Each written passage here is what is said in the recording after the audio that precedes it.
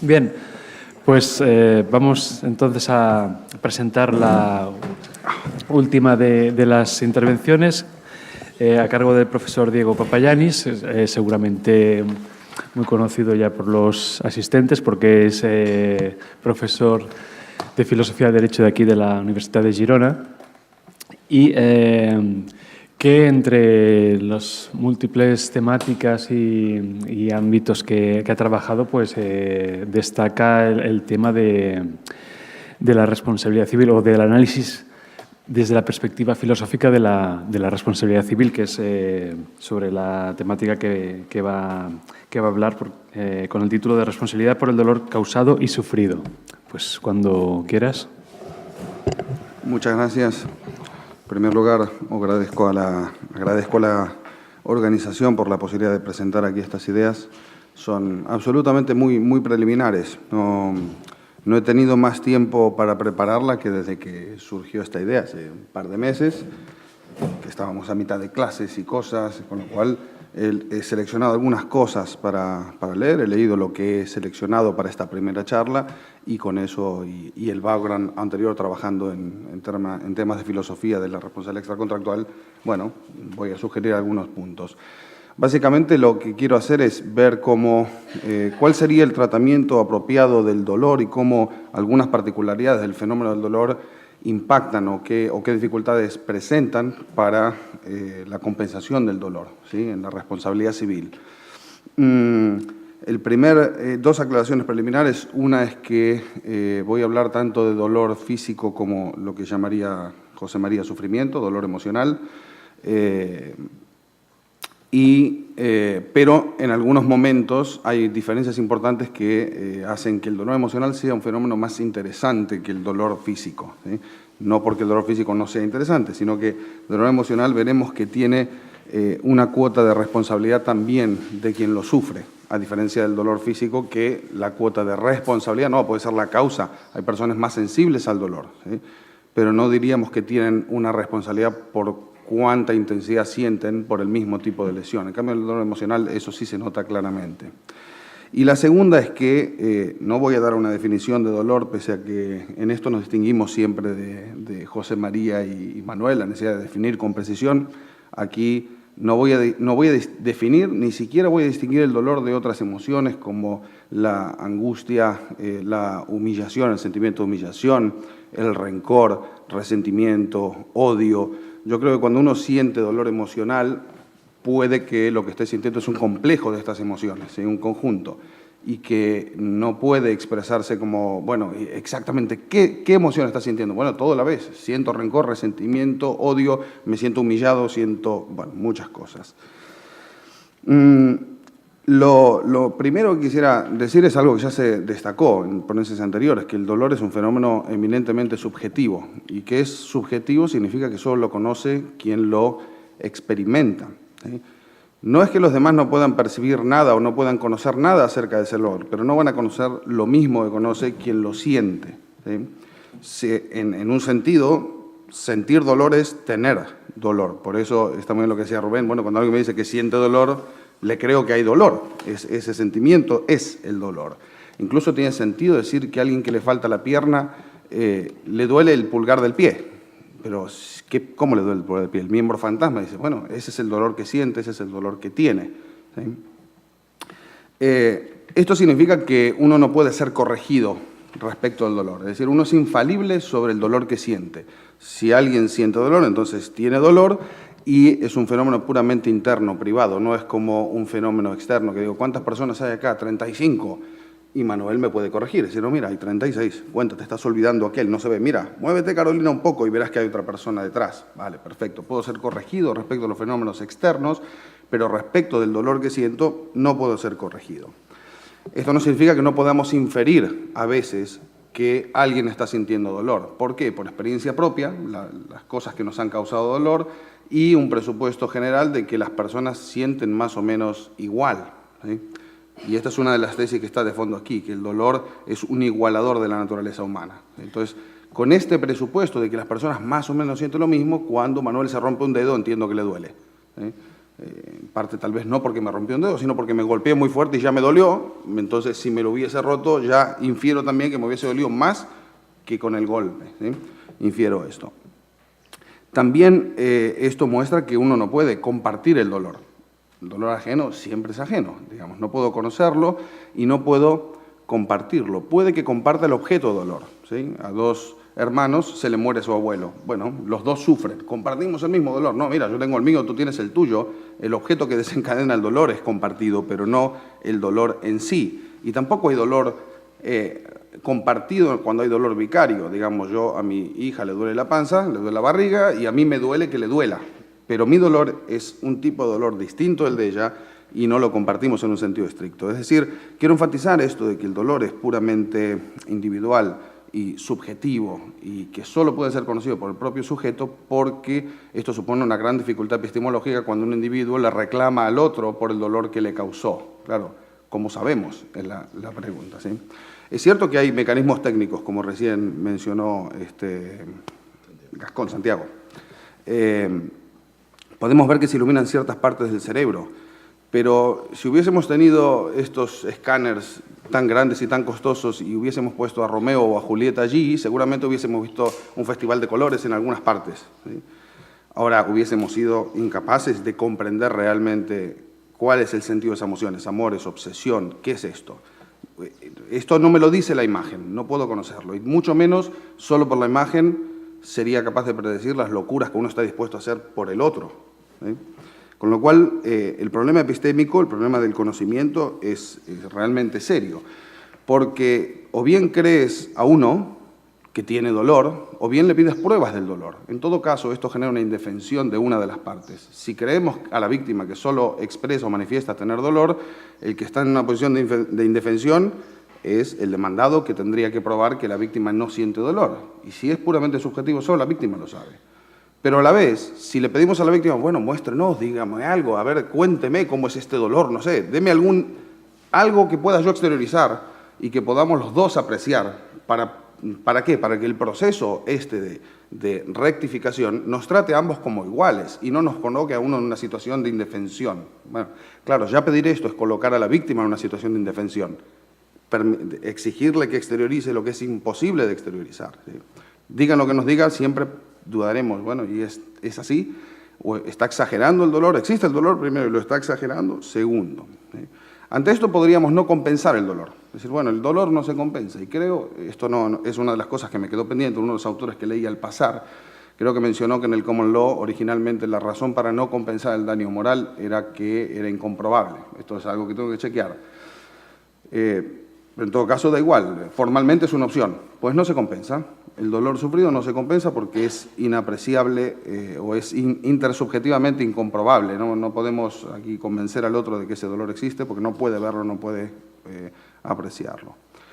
Sin embargo, no hay que obviar que el dolor puede ser presumido, por lo que dije antes. Podemos tener presunciones acerca del dolor. Dado el hecho A, presumimos el hecho B, que es el dolor. Dada la experiencia, podemos saber que hay ciertos eventos que a la inmensa mayoría de las personas le causarán un dolor considerable. Y podríamos confiar en estas presunciones.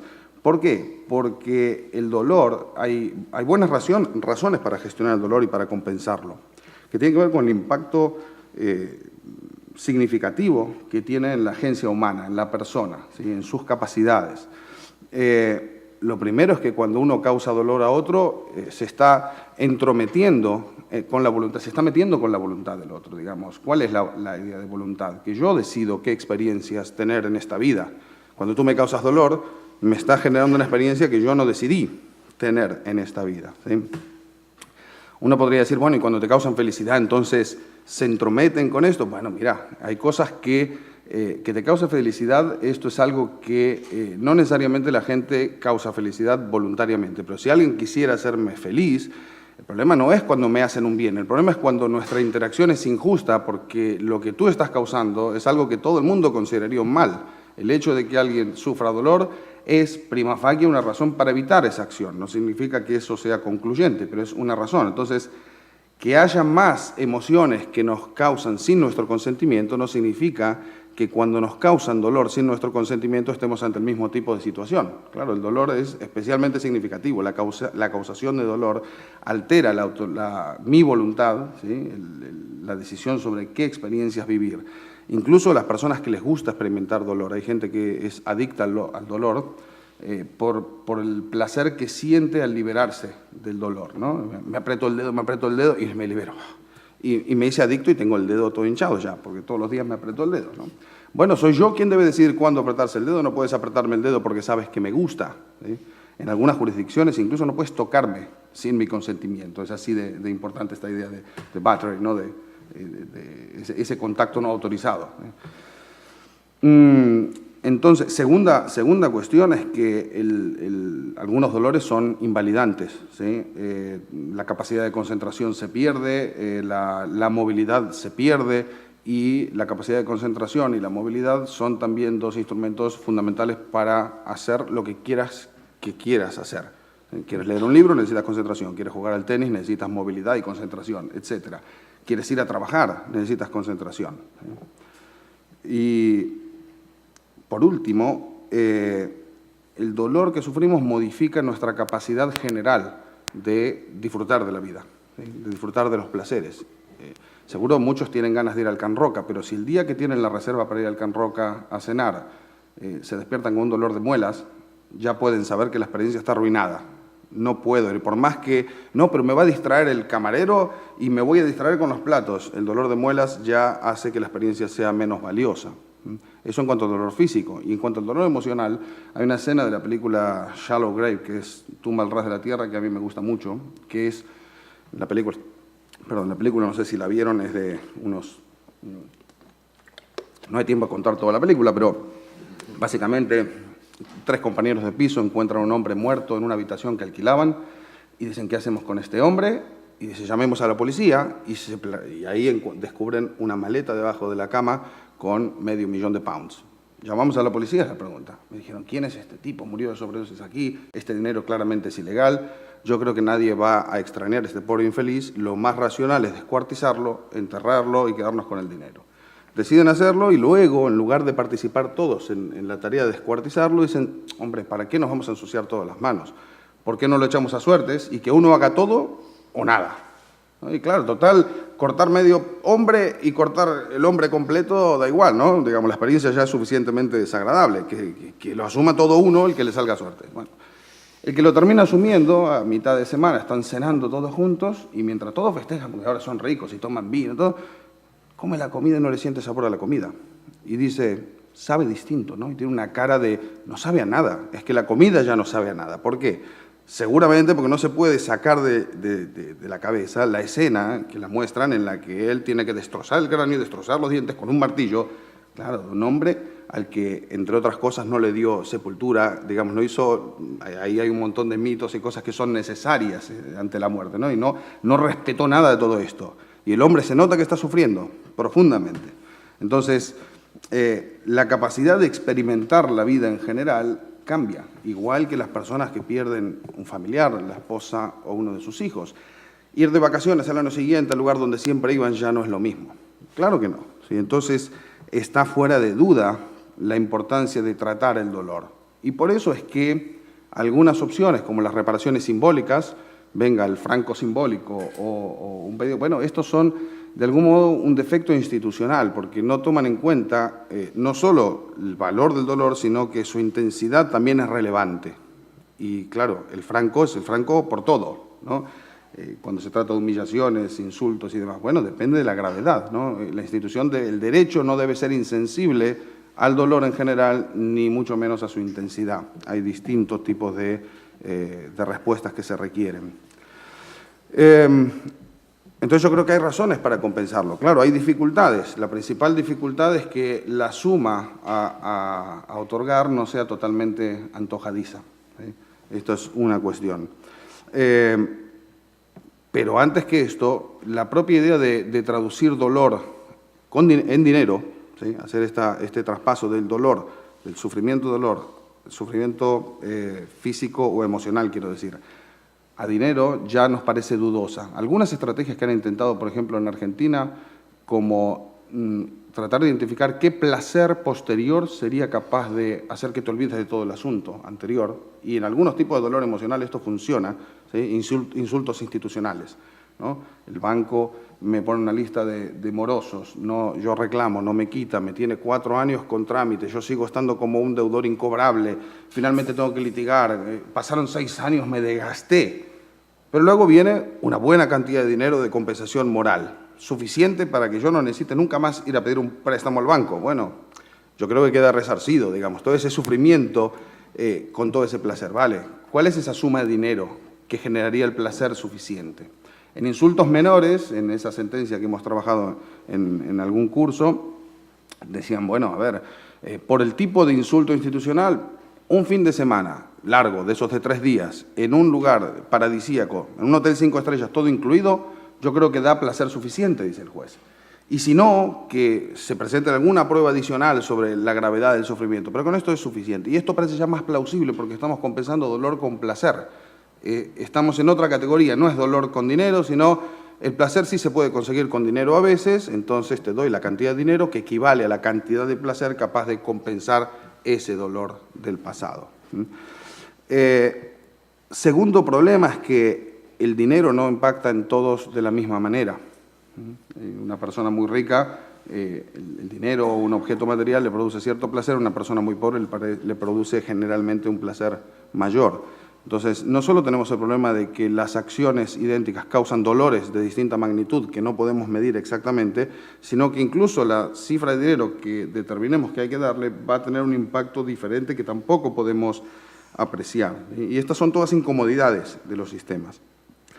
Por último, de cualquier sistema que pensemos para compensar, tiene que lidiar con estos asuntos que no son fáciles de resolver. Y por último, el más importante para mí, el dolor es un concepto unilateral, porque es subjetivo, privado, etcétera, unilateral. Entonces, el dolor per se, aunque es normativamente relevante, no puede ser suficiente para fundar un reclamo de compensación dirigido contra una persona en concreto. Yo sufro. Bueno, está bien, esto nos da razones a todos para intentar hacer algo, si acaso podemos hacer algo, ¿no? Podría ser. Pero ¿por qué la víctima que sufre dolor puede demandar al demandado concreto que en teoría le causó el dolor? Necesitamos articular esto a través de un concepto que sea bilateral. Y el concepto bilateral que utilizamos en el derecho de daños es la idea de ciertos derechos correlativos con ciertos deberes. Si yo digo que tengo derecho a no sufrir cierto tipo de dolor causado en cierto tipo de circunstancias bien especificados, pues entonces puedo afirmar que tú tenías el deber de no causar ese tipo de dolor en esas particulares circunstancias y cuando tú violas tu deber, por razones conceptuales, infringes mi derecho y esto ya nos vincula a ambos. Es el mismo hecho el que supone la causación y el sufrimiento a la vez. Esto ya nos mete en un discurso muy parecido, muy digerible por un ius privatista, digamos. Es creo yo, es esta la clave de lo que algunos llaman la justicia correctiva. Pero si aceptamos esta técnica de, mira, el dolor per se no, el dolor como objeto de un derecho concreto, bien definido, acabamos de hacer una cosa, que es definir el dolor legítimamente causado y el ilegítimamente causado o injustamente causado. ¿Por qué? Bueno, porque si el dolor que te cause, que no viola tu derecho a no ser dañado, a no sufrir cierto tipo de dolor, pues ese no ese está legítimamente causado, es un dolor que tú debes tolerar, que no puedes endilgarle a nadie más. Y esto puede parecernos que trae algunos problemas, ¿sí? Hay además una diferencia aquí interesante. Ya hablaré de qué problemas trae esto, ¿no? de que estén definido el dominio de lo ilegítimamente causado y lo legítimamente causado, ¿sí? Pero hay un problema adicional, que es que en el dolor físico, por lo que dije al comienzo, es más difícil de endilgar responsabilidad al propio agente que lo sufre. Más difícil, no imposible, porque si este dolor puede ser evitado con una pastilla, como decía José María, y tú no tomas la pastilla, siendo que la pastilla no está contraindicada para ti, ni te estropea el hígado ni nada, y tú no la quieres tomar porque no, parecería raro decir que ese dolor también se lo puedes cargar a cuenta de la otra persona. Ahora, si hay cierto dolor que te causa una colocación defectuosa de un implante mamario, y para eso te tienen que volver a abrir y tú no quieres, la cuestión es más controvertida, porque ahora yo sufro el dolor. ¿Es evitable? Sí, solo si me abres otra vez, cosa que no quiero someterme, y la cuestión se torna más controvertida, ¿sí? Ahora, en el dolor emocional, esto no hay una inferencia entre, mire, te causé con una acción injusta, o sea, incorrecta, cierto dolor, y por lo tanto el dolor que sufres, digamos, es injusto. No siempre. A veces, acciones que son irrazonables de mi parte causan un dolor que también es irrazonable en su intensidad por tu parte. Es decir, el dolor, sufrimiento emocional, no está ajeno al tribunal de la razón. Las personas pueden racionalizar y pueden tener actitudes desmedidas respecto a sus emociones. Tiene sentido decir que cierta persona tiene un temor infundado respecto de ese perro. Ese perro no es peligroso, él cree que es peligroso y tiene un temor terrible y tiene que cruzar la calle cada vez que pasa cerca de ese perro que tiene un vecino. Bueno, tiene sentido decir esa emoción que sientes, no tiene ningún sentido, digamos, es irracional. ¿Por qué? Porque se basa en un error de hecho. Crees que ese perro es peligroso cuando en realidad no lo es. Ah, pero yo siento el temor. Sí, está bien, y también es posible que sientas el dolor, pero que el dolor que sientes en realidad sea irrazonable, ¿sí? Esto sé que a muchos les parecerá controvertido, entonces quiero explicar un poco más. Piensa en el caso de una infidelidad. La gente puede decir, mire, supongamos incluso que hay un deber de fidelidad en el matrimonio o incluso en las relaciones de pareja, y que una parte le es infiel a la otra.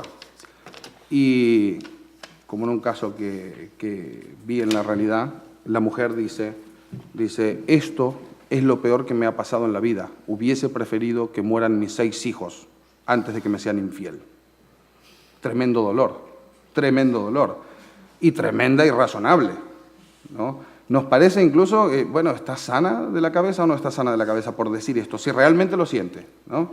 Pero supongamos que lo siente realmente, yo creo que todo el mundo podría coincidir, no, es desmedido su odio, su rencor, todo. El sentido que le da a la supuesta humillación, todo esto es desmedido. Una persona adulta debería ser capaz de gestionar estas situaciones, ¿sí?, y salir adelante.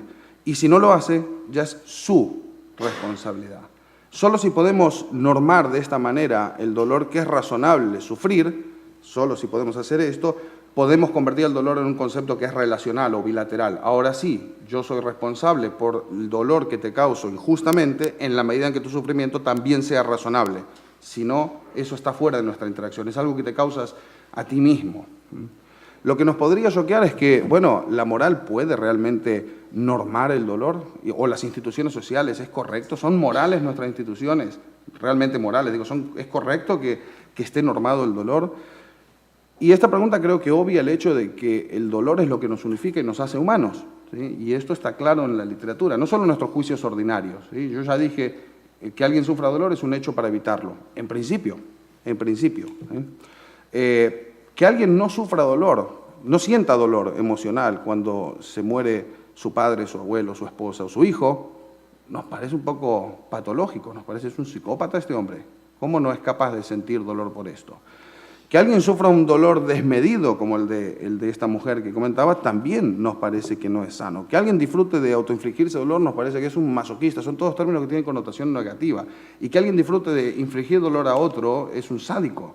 Todo es negativo y todo esto lo podemos decir porque en realidad hay emociones que son razonables, emociones que son irrazonables y está normado en su humanidad. En la literatura esto es claro.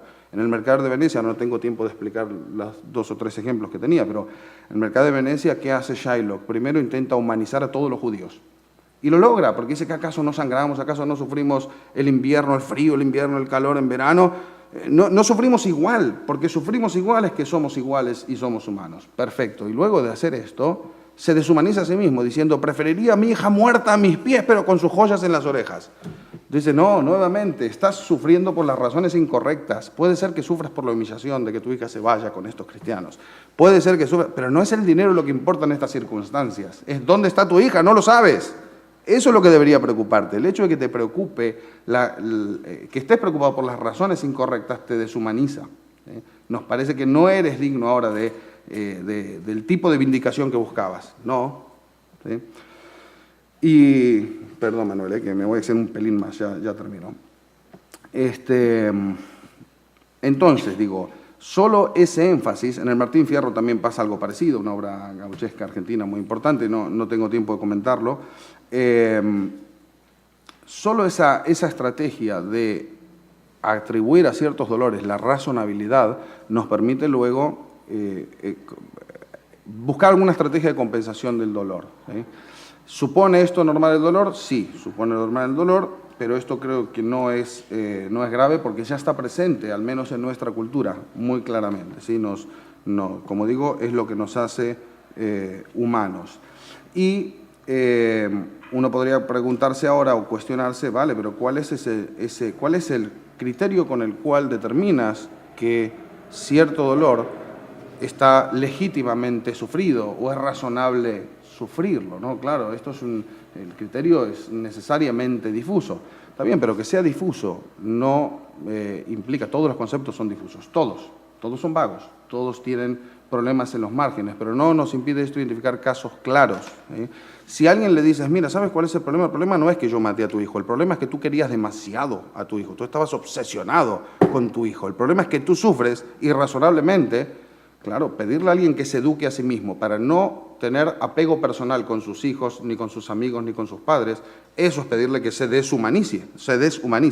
En ese sentido digo, claro, los contornos son difusos, sí, pero hay una gran cantidad de casos claros. Los contornos son difusos en todo lo que hemos visto aquí, en todo lo que han dicho todos, y sin embargo no prescindimos ni del lenguaje ni de nada, digamos, no, en mi opinión no es un problema serio. Tengo que saltar directo al último punto. Vale, entonces tenemos que ver qué hacer con el dolor. Dijimos que hay una estrategia y que tiene que ver con un sistema normativo que identifique ciertos dolores, en la medida que sean razonables, los compensamos. Bueno, ahora viene la parte de objetivar el dolor en una suma de dinero. Yo creo que la solución es tipo baremo, establecer ciertas no tarifas que suenan a una tarifa parece como un precio de antemano, sino cierta cuantificación ex ante, con independencia del caso particular, tiene un sentido. No es solo por seguridad jurídica y por igualdad, seguridad jurídica va bien, por igualdad de que daños iguales reciban una indemnización igual. Esto no creo que sea el punto, aunque es uno de los argumentos que se dan normalmente, porque justamente en el daño psicológico, daño moral, el dolor, el sufrimiento, el dolor emocional, los dolores son siempre, todos distintos, con lo cual tener un baremo garantiza necesariamente que en la inmensa mayoría de los casos se habrá dado más o menos de lo que la persona necesitaría para sentirse más o menos satisfecha. No es este el punto. El punto es que la única manera de también introducir respecto de un concepto que es, de un objeto que es imposible de apreciar externamente, el único modo de introducirlo también en esta interacción bilateral que nos debe tratar a todos como iguales, no debe tomar mi palabra como más valiosa que la palabra del otro. Entonces, si uno dice, para mí vale mucho el dolor que he sufrido, y el otro dice, para mí no vale tanto, pues ninguna de las palabras prevalece. Es tener una lista de tipos de lesiones y relacionadas con un valor de dinero que funcione de un mediador neutral. Mire, ni para ti ni para mí. Tenemos esto basado en algún tipo de estudio sobre qué sería necesario en cada caso para que una persona que toma la rienda de su vida y decide seguir adelante luego de lo que le pasó, pueda más o menos hacerlo. Entonces, cifras millonarias como las que a veces se dan en algunos países no son necesarias para esto. Digamos, si se trata de mostrar el profundo sufrimiento, y por eso tenemos que dar claro cuánto pediría alguien a quien se le ha muerto un hijo. No tiene sentido esto. Ese no es el punto de la reparación civil. En conclusión, bueno, el tratamiento del dolor y sus particularidades hacen que sistemas objetivos de tarifación sean casi ineludibles. Esto es básicamente lo que quería terminar concluyendo. Me he tenido que saltear algunas partes, así que me disculpo si hay baches en la explicación, ya podré responder luego. Muchas gracias.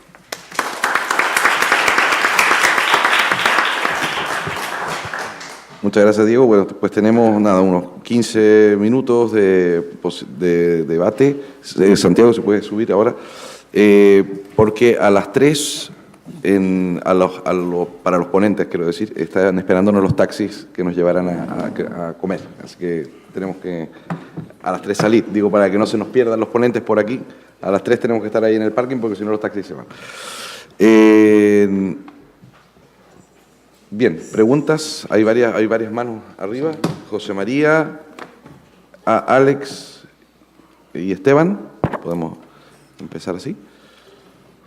José María, ¿quieres? Hacemos circular esto porque quiere grabar. Sí, bueno, a mí siempre me sorprende, y es una pregunta para ambos, me sorprende que no se especifiquen o que no se consigan o logren especificar trámites de reparación para el sufrimiento.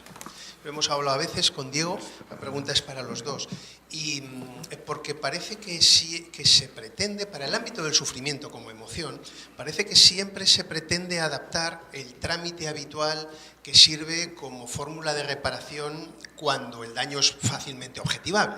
Es decir, que me han roto el coche, pues bueno, ¿cuántos años tenía tu coche? ¿Cuánto valía? Eso es fácilmente objetivable, en ese sentido es fácilmente cuantificable el daño y reparable, ¿no? Lo que me sorprende es por qué en el ámbito del sufrimiento o en el ámbito del daño moral parece que siempre estamos pretendiendo aplicar el mismo expediente. Estamos intentando cuantificar de alguna manera el daño moral cuando estamos diciendo que es incuantificable, porque es subjetivo, y estamos intentando un tipo de reparación, tú lo decías, que dé placer. Hombre, pero si el opuesto de sufrimiento no es placer. El opuesto de placer sería dolor físico, ¿no? Pero nosotros estamos hablando de otra cosa. Estamos hablando de cuál no es el opuesto. El opuesto de sufrimiento es felicidad. Y no podríamos intentar, tan difícil es, como yo no tengo experiencia, cuento una anécdota, pero tan difícil es salir del esquema cuantificable, irreparable, y habilitar otro. Simplemente una anécdota. Yo estuve un par de años en la audiencia de Girona. Tuve la experiencia de aplicar el baremo. Recuerdo en una de mis últimas sentencias, o ponencia, porque son 3 los magistrados de la sala, era una señora francesa que se había caído del tren, no hablaba español, no hablaba catalán, no hablaba más que francés, aquí en Girona. El tren se había caído del tren con el tren en marcha, con lo cual había perdido una pierna. Bueno, realmente todo muy fácil, ¿no? Responsabilidad objetiva, estaba cantado que tenía que pagar Renfe o los seguros de Renfe y tal, y cuánto vale una pierna en función de la edad de la señora, pues al decreto que había entonces, ¿no? Pues vale tanto. Pero claro, a mí, digo, bueno, yo me imaginaba a la señora con la pierna con la pierna arrancada, sangrando, sin hablar el idioma, el marido que también estaba por ahí chillando, todo aquello. Para colmo, la señora ya se había muerto cuando el asunto llegó a la audiencia de Girona, porque las compañías de seguros a la hora de ralentizar estos procesos son habilísimas. Y digo, ¿pero cuántos años han pasado de esto? Yo estaba escandalizado. Bueno, por supuesto, no tuve ningún problema en convencer a los 2 compañeros de sala bueno, pues el decreto le toca tanto ya a los herederos, ya no a la señora. Pero yo me quedé frustrado, digo, bueno, algo más hay ahí, ¿no? O sea, tan difícil es establecer un expediente que alcance eso, porque de hecho es que no hay manera. Yo brevemente estoy de acuerdo contigo, es muy difícil, a veces lo contrario del sufrimiento no es la felicidad, lo contrario del dolor no es el placer, son dimensiones distintas. Sí que me parece importante resarcir, pero por ejemplo cuando hablas con la mayoría de víctimas de lo que sea, el 80 al 90% lo que quieren es que se les pida perdón, o sea, que se les restituya su honor. Y con eso, luego también me parece importante que haya una compensación económica, pero como te comentaba ayer una frase de mis hijos, dice, el dinero no da la felicidad, pero hay que ver lo bien que la imita. Bueno, pues, porque también el que haya una sentencia y haya una cantidad de dinero también es que alguien está diciendo perdón. Si se dan las dos cosas, me parece genial.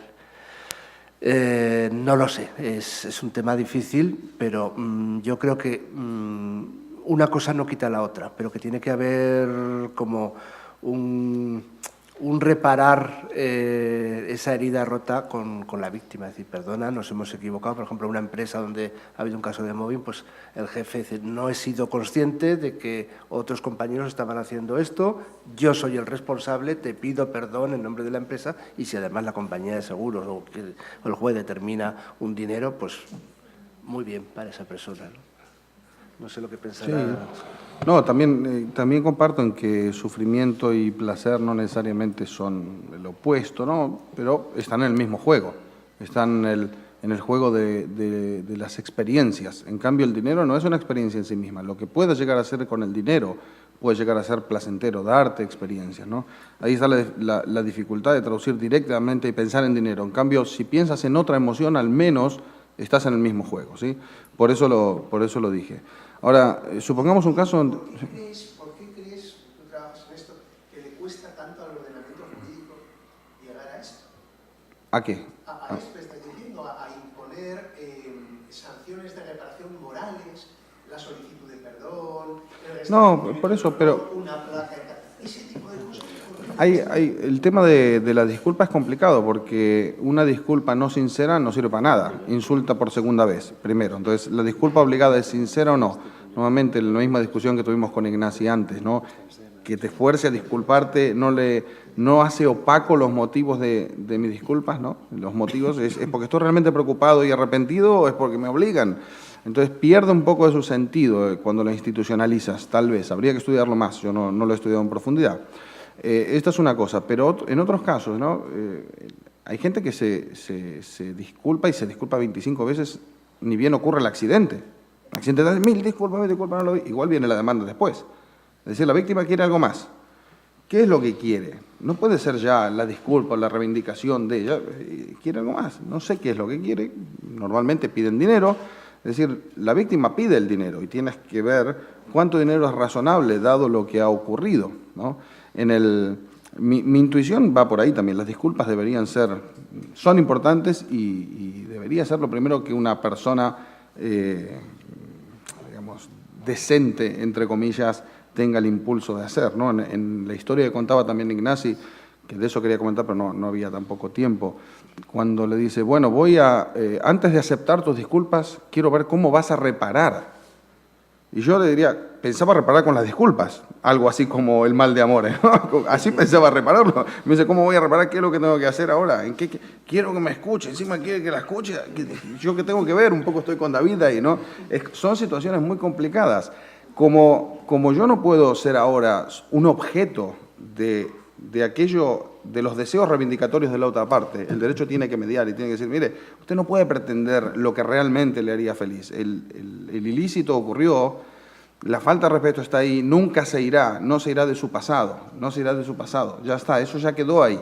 Ahora usted también tiene la responsabilidad de aprender a vivir con ello, aceptar las disculpas que corresponden y si necesita dinero para darse unas buenas vacaciones que lo relajen, pues pídalo y dígame cuánto y ya veremos si es razonable o si tenemos un baremo, ya te toca lo del baremo y ya está. Yo creo que esto es la única manera. No veo, sin haberlo estudiado en profundidad, no veo ninguna otra alternativa que vaya a resolver este problema. Es que no va de dinero en su origen, no es una transacción comercial.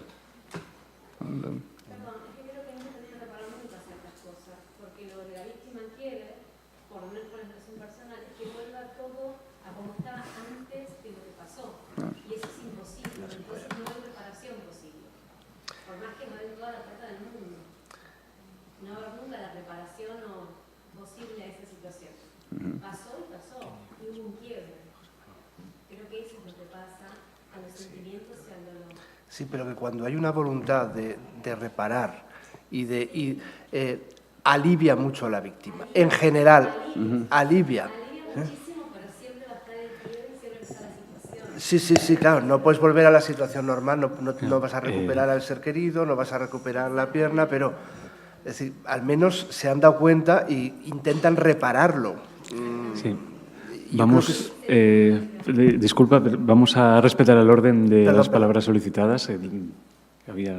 Sí.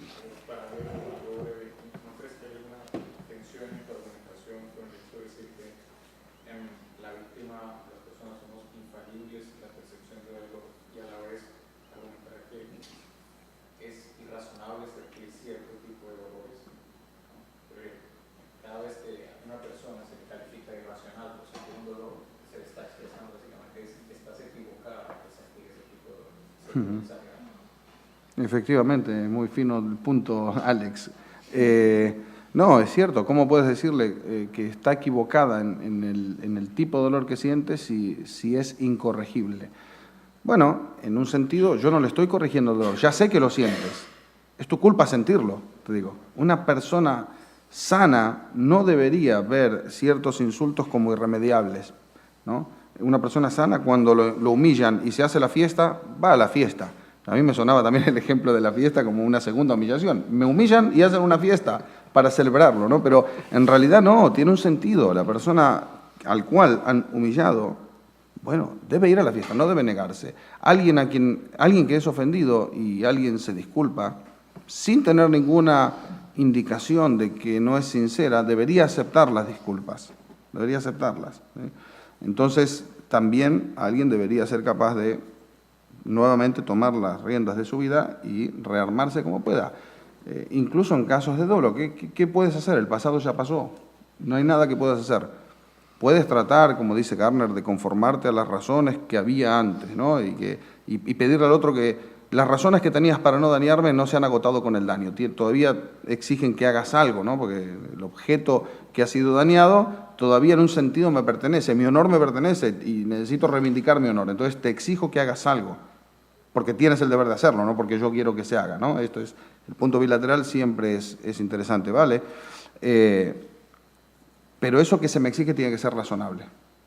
No puede ser irrazonable. No puede ser, por ejemplo, quiero que sufras la misma humillación que yo sufrí. Esto es una venganza, esto es poco civilizado. Este no es el punto. El punto es también, no quiero citar autores, es que no quiero robarle la idea. Darwall también dice, en el derecho de daños lo que hacemos es, tenemos un mecanismo en el cual respetuosamente pedimos respeto, que se me respete, pero respetuosamente, no es venganza, no va de eso. Pero sí, es cierto que podría parecer que hay ahí alguna tensión y tal vez la haya. No obstante, yo te diría, no te estoy corrigiendo la intensidad, sé que lo sientes, ese es el problema, que lo sientes y no deberías sentirlo, ¿no? Siguiente, por favor. Gracias. Una pregunta al profesor Gaspón y dos para Diego. Yo más breve. Profesor Gaspón, se toma en consideración también en la psicología forense el hecho de que hayan algunas ciertas circunstancias o condiciones personales de las víctimas que hagan o que tengan incidencia en la intensidad del daño, en este caso en la intensidad del dolor. ¿Por qué? O del sufrimiento. Me imaginaba en los casos de depresión, por ejemplo, cuando hay tipos de depresión como la depresión estacionaria o la depresión endógena, me imagino que ahí el sufrimiento tiene una incidencia según una condición particular de la víctima. Y también a la inversa, quizás pueda ocurrir que si una persona tiene un síntoma como Asperger, quizás pueda estar un poco atenuada la reacción de sufrimiento y por ende al momento de la valoración o de la intensidad del sufrimiento, más allá del hecho que causa este daño o este sufrimiento, va a haber algo así como una expresión o una recepción distinta. ¿Sí? Primero era eso. Y para Diego, dos cosas. Primero, estaba pensando en la idea de las disculpas para introducirlo también en su rol respecto del dolor en el esquema que está introduciendo Diego, y me preguntaba si se podía plantear el hecho de que la medida o la respuesta indemnizatoria fuera algo así como el punto de partida, y la pregunta en realidad sea por cuál es la complementación idónea, más allá de esta indemnización. Porque cuando se plantea la discusión respecto de si las disculpas son suficientes, evidentemente la respuesta es que no, por lo que tú indicabas, porque hay individuos que dicen, bueno, te demando igual, pero también es a la inversa, puede ocurrir, porque seguramente si la persona indemniza, va a decir, bueno, el sufrimiento que me dejó, mató a mi madre, mató a mi padre, ni siquiera me pidió disculpas, aun cuando lo indemnizó por 5 millones de euros. Entonces seguramente pues, se puede trasladar, cuando se trata del dolor o el sufrimiento, la discusión respecto de un tema de complementariedad, de remedios, más que cuál es el remedio idóneo para esto. Y el último punto muy pequeño, entendí esta idea de que había algo así como un deber de evitar el dolor, o se podía construir en este esquema como casi hofeldiano. Se puede en la opuesta, en la idea de la felicidad. ¿Habría también algo así como un deber de fomentar la felicidad si es que hay un deber de evitar el dolor? Muchas gracias. Bueno, creo que he entendido la pregunta. Vamos a ver, en el caso de que sea el agresor o el causante del delito que sea y que pueda tener algún tipo de trastorno, el Código Penal sí que establece cuáles son las causas de inimputabilidad o semi-imputabilidad. Por ejemplo, pues es que tuve un brote psicótico, o sea, tuve trastorno mental breve y en ese momento no fui consciente, habrá que probarlo, o sea, hay gente que se refugia en eso para evitar la pena, se puede probar y efectivamente eso hay que tenerlo en cuenta. O estaba con una depresión mayor, lo cual no significa un depresivo sabe lo que está haciendo. Quizá el juez le pueda atenuar un poco la pena, yo no soy juez. Puedo decir, vale, estaba usted con mucho sufrimiento, le pongo una semi-imputabilidad, pero usted sabía lo que estaba haciendo. Afortunadamente no soy juez. En el caso de la víctima, yo creo que es sobre todo el perito forense quien tiene que tener muy en cuenta, es decir, que el hecho de que esta persona, por ejemplo, es Asperger y está sufriendo acoso en el colegio, o sea, la mayoría de los niños con Asperger sufren acoso en el colegio. Entonces, eso, más que justificar, es como un dolor añadido. Es decir, además de que él no se está dando cuenta de muchas cosas y de lo que está sufriendo su familia, además le están vapuleando. O el ejemplo que ponía yo antes, una persona puede tener una tendencia en su personalidad a ser más paranoico que el resto de la humanidad, pero si además te están acosando, te están violentando, te va a hacer mucho más daño que a otro. Eso hay que tenerlo en cuenta, tanto en un caso como en otro. En el caso de la imputabilidad está bastante claro desde el punto de vista legal. En lo otro yo creo que es pericia del perito, si lo sabe meter. No sé si te contesto. Sí. Vale, gracias Esteban. También complicadas ambas. La segunda más que la primera, me parece. La primera es cierto, yo creo que el punto es encontrar qué remedios en conjunto, porque el dinero solo no funciona, la disculpa solo a veces no funciona. Algunos, como Garner, creen que la disculpa solo tiene sentido si la víctima la quiere, es como un placebo, ¿no? Es el efecto placebo. ¿Por qué reparan las disculpas a veces? Y porque la víctima cree que le reparan. Y si cree que le reparan, entonces tienes una razón para darlas. Pero esto se aplica al dinero también. ¿Por qué la víctima acepta dinero? Porque cree que le repara. Si no cree que repara nada, esto es decir, esto no va de dinero, ¿por qué pide dinero? Debe creer que repara, ¿sí?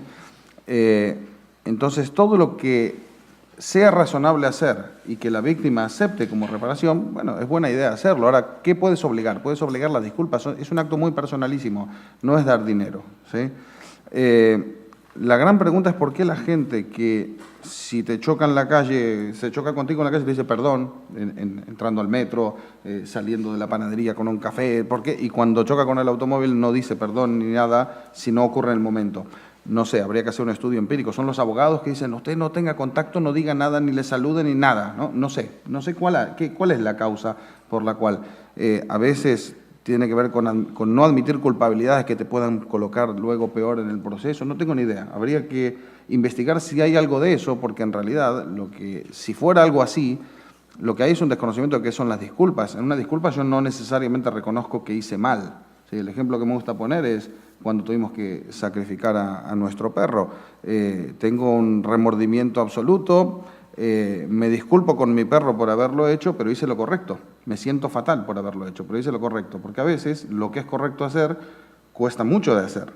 Es decir, yo no reconozco culpabilidad, ¿no? Cuando digo me siento mal por lo que hice con mi perro, no estoy diciendo hice incorrecto, lo haría distinto. No, lo haría exactamente igual, pero me siento fatal. Y a veces ocurre que tenemos un accidente y yo no reconozco una culpa ahí. Lo que pasa es que me hubiese gustado que las cosas sean distintas. Me hubiese gustado que no nos encontremos en estas circunstancias en la vida. Me hubiese gustado conocerte en otras circunstancias, no en estas. Y la disculpa es simplemente una expresión de que me siento mal al respecto de lo que pasó. Punto. Entendido esto, disculparte con el otro no supone asumir todavía ninguna culpabilidad, sí alguna responsabilidad. Tengo parte en tu historia causal ahora. Tú estás mal, no porque otro te chocó, sino porque fui yo el que te chocó, ¿sí? Pero eso generaría que naturalmente la gente ofrezca las disculpas. No entiendo por qué no las ofrecen, ¿sí? Y lo segundo, el deber de evitar dolor es una cosa, el deber de promover felicidad es otro. Yo lo veo más controvertido. Creo que podemos tener el deber de intentar que otro sea feliz, en algunos casos. No lo tengo contigo, afortunadamente, lo tengo con mi hija. Debo intentar que sea feliz, pero no puede ser un deber de resultado. Si ella resulta que es una pesimista crónica, haga lo que haga, ella no será feliz. No lo parece ser. Por ahora estamos teniendo bastante éxito en que sea feliz, creo. Pero sí, en ciertos casos, relaciones familiares, tiene sentido decir que debes promover, en el sentido de intentar que sea feliz, ¿sí? Pero no es un deber general, creo. Muy bien. José María había pedido la palabra, pero consideramos que como va a participar en la comida posterior, quizás es mejor ceder la última intervención, porque el tiempo se nos echa encima. ¿Sí? Bueno, pues entonces sí, estamos fuera de tiempo, pues podemos dar por concluida la jornada. Agradecemos muchísimo tanto a los ponentes como a los asistentes el interés y bueno, esperamos que podamos coincidir en la próxima edición. Y bueno, lo dicho, muchas gracias a todos y hasta la próxima.